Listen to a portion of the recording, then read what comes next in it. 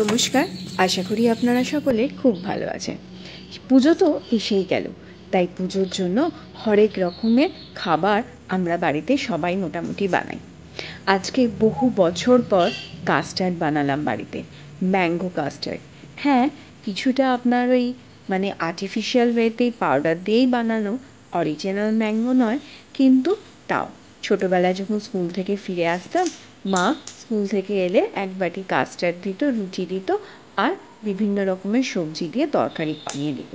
সে যেন এক অমৃত ছিল। তাই আজকে বহুদিন পরে কাস্টার্ড খেতে খুব ইচ্ছা করলো, তাই 1/2 লিটার দুধ আর আপনার এই কাস্টার্ডের ম্যাঙ্গো কাস্টার্ডের প্যাকেটটা এনে আজকে বাড়িতে করে ফেললাম ম্যাঙ্গো কাস্টার্ড বানানোর জন্য প্রথমে 1/2 লিটার দুধকে জাল দিয়ে গরম করে নিলাম ভালো করে। তারপর সেখান থেকে একটা বাটিতে কিছুটা পরিমাণ দুধ বার করে নিয়ে সেটা একদম রুম টেম্পারেচারে ঠান্ডা করতে দিলাম। ঠান্ডা হয়ে গেলে তাতে 2 বড় চামচে কাস্টার্ড পাউডার নিয়ে ভালো করে মিশিয়ে ভালো স্মুথ পেস্ট তৈরি করে নিলাম। গরম হলে কী হবে, কাস্টার্ড পাউডারটা না আপনার লাম্প মতো হয়ে যাবে। সেই জন্য একদম ঠান্ডা করে যদি মেশান তাহলে একদম স্মুথ একটা পেস্ট তৈরি হবে।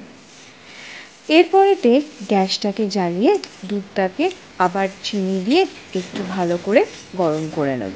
তারপরে এই কাস্টার্ডের পেস্টটা ওই দুধের মধ্যে মিশিয়ে দেবো। আমরা ছোটোবেলার দিনগুলো বড্ড মিস করি, তাই মাঝে মাঝে এখনও সেই ছোটোবেলার দিনগুলোকে ফিরিয়ে আনার জন্য কখনো কখনো মনে হয় বেশ এটা করলে ভালো হতো, বইটা করলে ভালো হতো। তবে সবগুলো করে উঠতে না পারলেও কিছু তো করে উঠতেই পারি আমরা। দুধেতে খুব অল্প পরিমাণে চিনি দিলাম, কারণ ম্যাঙ্গো কাস্টার্ড পাউডার এমনি হয় মিষ্টি মিষ্টি একটা গন্ধ, একটা স্বাদ লাগবে। তাতে বেশি চিনি দিলে বড্ড বেশি মিষ্টি খাওয়া হয়ে যাবে। আর এখন তো সবাই মোটামুটি হেলথ কনসাস, আমাদের বাড়িতেও খুব একটা কেউ চিনি খায় না। তো চিনিটা দিয়ে ভালো করে দুধটার মধ্যে গুলে নিয়ে এখানে আমি আপনার সালফার ফ্রি সুগার ব্যবহার করেছি। আপনারা চাইলে নর্মাল চিনিও ব্যবহার করতে পারেন। তো এখানে আমি দুধটাকে ভালো করে জাল দিয়ে নিলাম যাতে চিনিটা গলে যায়।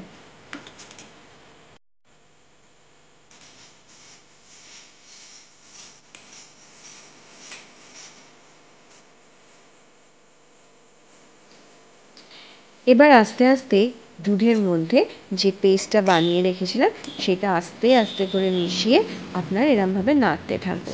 নাড়তে নাড়তেই দেখবেন, ওটা হাই করবেন না কিন্তু, একদম লো ফ্লেমে নাড়বেন, নাহলেই তলাতে ধরে যাবে। এরম সঙ্গে সঙ্গেই কিন্তু ঘন হয়ে যাবে। আর একটু ঘন করতে চাইলে ওটাকে লোতেই ভালো করে নাড়তে নাড়তেই দেখবেন বেশ খানিকটা ঘন হয়ে যাবে।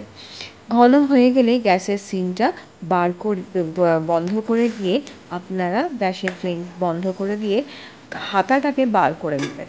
আমি হাতাটা রেখে দিয়েছিলাম বলে জিনিসটা একটুখানি আপনার যখন ঢেলেছিলাম বাটিতে তখন একটু লাম্প মতন হয়ে যাচ্ছিল। তো এই হালকা ঠান্ডা হওয়ার পরেই বাটিতে ঢেলে নেবেন, তাহলে একদম সুন্দর স্মুথ কাস্টার্ড তৈরি হয়ে যাবে।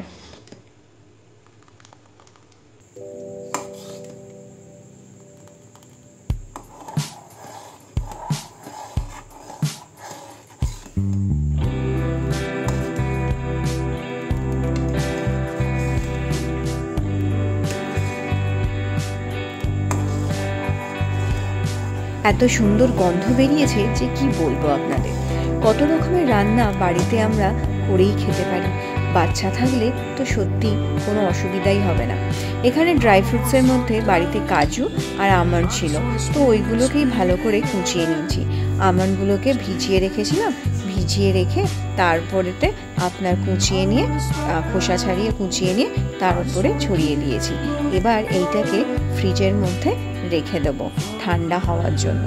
মোটামুটি এখন 8:30 বাজে, 10:30 11টা যখন রাত্রেবেলা আমরা খাবো ততক্ষণে বেশ ভালোই ঠান্ডা হয়ে যাবে। এবার সবাইকে খেতে দেব, তাই ফ্রিজ থেকে বার করছি। দেখুন বেশ ভালোই জমে গেছে কিন্তু কাস্টার্ডটা।